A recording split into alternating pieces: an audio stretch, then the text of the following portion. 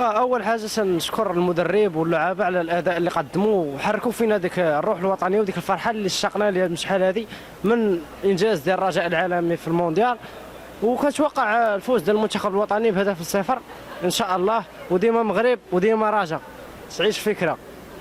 أن المنتخب المغربي غادي ينتصر على المنتخب المصري إن شاء الله بجل واحد، وديما مغرب. كنشوف المباراة تكون في صالح المنتخب المغربي لأن عنده تاريخ كبير، خصوصا أن الفريق الوطني انتصر كثير تقريبا 11 مرة هو كينتصر على الفريق المصري، دونك هما عندهم عقدة نفسية.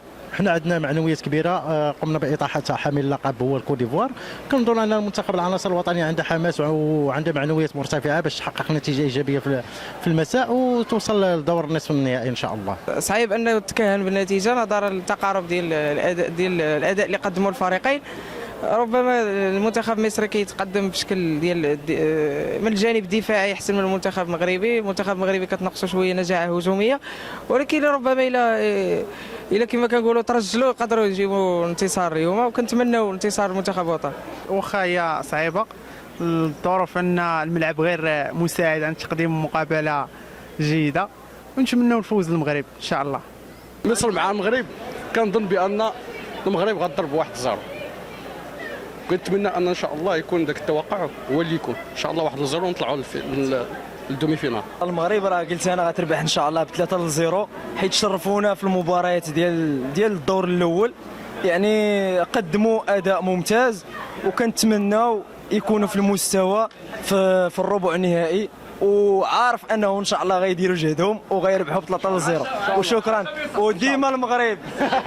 بعدا انا من المحبين ديال كرة القدم، الكرة المستديرة، وكيعجبني بزاف نتبعها، ولكن للاسف هاد الظرفيه اللي حنا فيها بحكم انني استاذه متدربه ترسبوا الزملاء ديالي ما نقدرش تفرجت، ولكن ما فرحتش باش نشجع الوطن والوطنيه ديالي، ما فرحتش. ونتمنى لهم الفوز، كنتمنى انهم يفوزوا، غادي نتبع الماتش ونتمنى حتى المشكل ديالنا يتحل باش هكا تكون الفرحه فرحتين.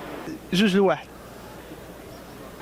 كنتوقع انه المنتخب الوطني تقدر تطول به المقابله، ولكن يقدروا يتاهلوا.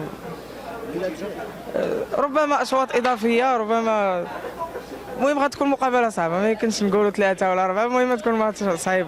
يقدر يفوز المغرب، نتمنوا انه يفوز المغرب.